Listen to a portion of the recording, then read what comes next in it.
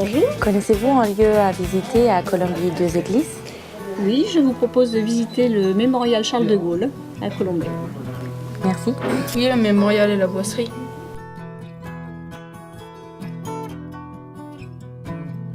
Bonjour Thomas. Bonjour Charlotte. Vous allez bien? Très bien et vous? On m'a conseillé le mémorial aujourd'hui. Vous me faites visiter? Oui, bien sûr, je vous emmène? Oui. Oui, allons-y.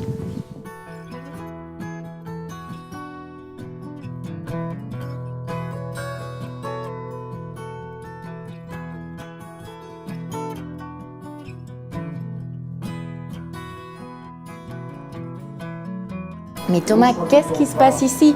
Moi j'ai l'impression qu'on est dans un tranchée. Eh bien, c'est exactement ça. Là, on est pendant la Première Guerre mondiale. Dès 1914, Charles de Gaulle va être envoyé sur le front. Il va être blessé à 3 reprises. En 1915, sa 3e blessure, il est laissé pour mort par l'armée française. Ce sont les Allemands qui vont le récupérer, qui vont le soigner, qui vont le faire prisonnier. Et de ce fait, il va passer le reste de la Première Guerre mondiale captif en Allemagne, c'est-à-dire jusque l'armistice de 1918. Écoute Thomas, j'ai trouvé une station. Exactement. Ça marche comme ça? Voilà, tu tournes ce bouton, vas-y. Et tu vas avoir en fait 2 radios que tu vas pouvoir écouter. Voilà. On entend là le pom pom pom pom.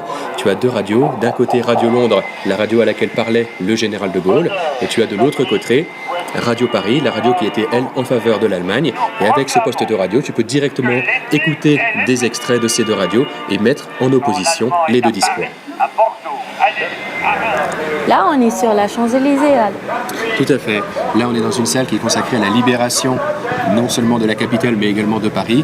On a sous nos pieds les Champs-Élysées, la plus célèbre avenue parisienne. Il y a juste au-dessus de nous Charles de Gaulle qui prononce son célèbre discours de l'Hôtel de Ville, du Paris outragé, Paris libéré.